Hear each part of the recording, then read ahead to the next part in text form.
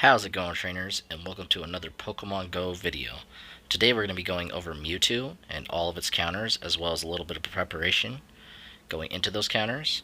We're also going to analyze the new move that's coming, Psystrike, and directly compare it to Psychic. So with all that being said, let's go ahead and go right into it. Alright guys, so let's go ahead and take a look at this graphic that I created. Mewtwo is a Psychic type Pokemon boosted by Windy Weather.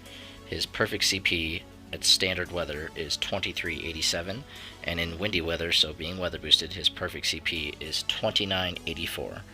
His weaknesses are Dark, Ghost, and Bug, and as you can see, he only has two fast attacks, Confusion and Psycho Cut, both of which are Psychic type moves. However, he has, 6 charge attacks, two of which are Psychic type, being the new moves Psystrike and Psychic, and then Ice Beam, Thunderbolt, Flamethrower, and Focus Blast. Moving on to his general top 6 counters. First up, you have the numero uno in Giratina Origin form with Shadow Claw and Shadow Ball. Second on the list is Legacy Mewtwo with Psycho Cut and Shadow Ball. And as I've explained before with many other Pokemon, Psycho Cut has a very good energy buildup, so you'll be getting to Shadow Ball a lot more frequently. I would say if you don't have Legacy Mewtwo as far as the Shadow Ball variant, you might actually want to go with Confusion Psychic just for the damage sake, because otherwise you're not going to be dealing any super effective damage with your Mewtwo's if you don't have Shadow Ball. But moving on, we're going to go to another Legacy Pokemon in Gengar. His Legacy fast move can be either Lick or Shadow Claw. I do personally prefer Lick because more likely you're going to have better IVs, and that does matter. So Lick Shadow Ball. And remember that he is a glass cannon, so it is best to put him towards the front of your team so that he can deal all that damage right away at the beginning of the battle, and you can have your tanky Pokemon in the back like T-Tar and Mewtwo.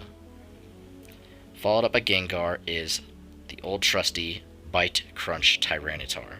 And when I say he's a tank against Mewtwo, he really is. He only has to really worry about Focus Blast, and if it does hit, it's really going to wreck T-Tar because of his 2x weakness.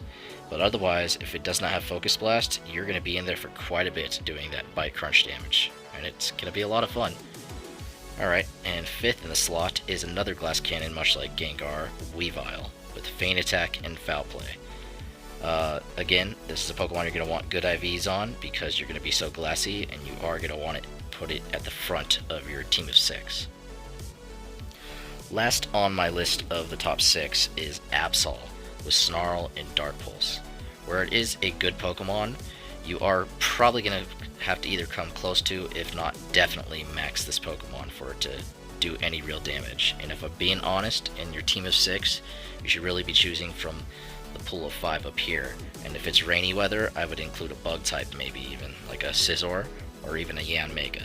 But otherwise, I would stick with Giratina, Mewtwo, Gengar, Weavile, and Tyranitar. Just because Absol, I wouldn't invest that much into it when there's all these other better darker types. So next up, we're going to go ahead and take a look at my Pokemon, and we're going to go ahead and build a team of 6 so you can see firsthand what you need to do to build your team of 6. So having said that, let's go ahead and move on to that. Alright guys, let's go ahead and build a couple teams of 6 for Mewtwo. Starting things off, let's go ahead and name this. A cool name trick I like to do is put the perfect CP in the name for when you're in lobby, so you go ahead and quickly see what that perfect CP is before you start up. As we've suggested, the number 1 counter is Giratina Origin form, and this is going to be if you're trying to build the most optimal team, legacy moves, high level, all that stuff. So Giratina Origin, honestly, you would just want to go with 6 of those, but let's go ahead and try to make it more unique considering what I have at least. Go with a couple Psycho Cut Shadow Ball Mewtwo's. Let's put a couple Bite Crunch T-Tars in there. And then probably you're going to want to put Gengar, and as I've explained with Gengar, he is glassy, so he's going to need to be in the front. This guy Valak right here, he is a Lick Shadow Ball perfect. So we're going to go ahead and put him in the front, Giratina in the second, 2 Mewtwo's in the middle, and the Bite Crunch T-Tars in the back, and that would be my personal optimal team for Mewtwo. But next up, we're going to go ahead and build another team, and we're going to go ahead and make this a unique team of 6. So let's say we're just trying to make it a little bit more fun and just use 6 unique bond. However, we are going to include legacies in this yet again, but I promise we'll make a team with no legacies. So with that, we're going to put our glass cannons in the front, Lick Gengar, Weavile, Mewtwo, maybe? No, let's go with Giratina. Search that up, Giratina. Put a Shadow Ball Mewtwo in there. How about Tyranitar, Bite Crunch? And we'll finish it off with an Absol, as my infographic suggests. So that is a nice little 6 unique with legacy moves. But let's go ahead and build a quick team of 6, kind of excluding legacy moves, and let's just make it budget. So a budget team, so optimally Pokemon you don't really have to power up necessarily, that you might just have, and no legacy moves. A good substitute for Shadow Claw, Shadow Ball, or Lick Shadow Ball Gengar is actually something like a Bayonet. A Bayonet could definitely do the trick. Just make it sure it's high leveled, and it's still going to be glassy just like Gengar is, but I mean, it's good for budget, so let's throw a Bayonet in the front there. Let's go and just get a base level Giratina that you could have caught from a raid. And I don't know what their moves are, not all of them, so let's just assume it has the correct moveset of Shadow Claw, Shadow Ball. Third up, I think everyone should relatively have access to Bite Crunch T-Tar, but I forgot about Mewtwo. We had Armor Mewtwo, but let's just assume people had Mewtwo, just not Shadow Ball Mewtwo. Let's put a Confusion Psychic one in there. And like I said, if you don't have Shadow Ball, Confusion Psychic would be the next best thing if you want to use a Mewtwo. And then I could, honestly, a level 20 Bite Crunch T-Tar will work. I don't have a level 20, this is a maxed one, but let's just pretend it's level 20. Let's get an Absol in there. And don't forget you need it to be Snarl and Foul Play. I was about to put a Scizor in there, but it's a bit too glassy. Let's put Weavile in. Again, remember, Weavile is a glass cannon again, so you'd want to put it in the front with Bayonet.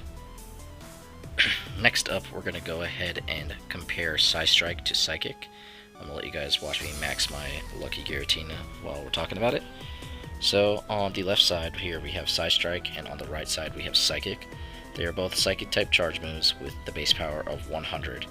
As you can see, the damage per second on Psystrike on the left is 22.73 compared to a much higher 35.71, so that's a lot more damage per second for Psychic right there. Psystrike is a 2-bar charge move as opposed to what Psychic's 1-bar charge move. Damage window, as you can see, 3 seconds. And what a damage window is, to explain to people that might not know, is when you do the move, it's basically the whole animation, however long it takes 3 seconds as opposed to 1.3 seconds for Psychic. And then the cooldown after that, so that is the amount of time it takes after doing it to start getting into your fast attacks. 4.4 seconds for Psystrike as opposed to 2.8 in Psychic. So as you can see with Psychic so far, same power, a lot more damage per second. It may be a 1-bar charge move, but its damage window and cooldown, so basically its animation as a whole, is about half as fast as Psystrike. Next up, you can see that the damage per energy is 2 for Psystrike and 1 whole for Psychic. And then the DPE to DPS ratios, 45.45 for Psystrike and 35.71 for Psychic. Now that is the PvE side of things, so that's for when you're trying to raid. If you want to look into it for PvP, so this would be for Master League and I guess Ultra League.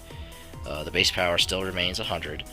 The charge energy cost is 55 for Psystrike and 70 for Psychic. The damage per energy for Psystrike, 1.82 compared to 1.43 for Psychic.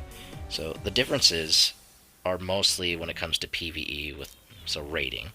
And in that case, Psychic is kind of the better move in a sense of how long you're going to be around.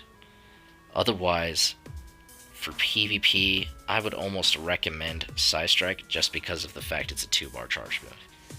Otherwise, this isn't like the most crucial move in the world. If you miss out on it, Psychic will do just as fine. As you can see, the base power is the same. It's just not that much of a difference, and it's a bit of a disappointment. I do want to note that both of these infographics are from GamePress, so if you haven't checked them out before, I'll go ahead and put a link in the description so that you can go ahead and check them out. But with all that being said and done, I want to thank you guys all for watching, and have a great day. Bye.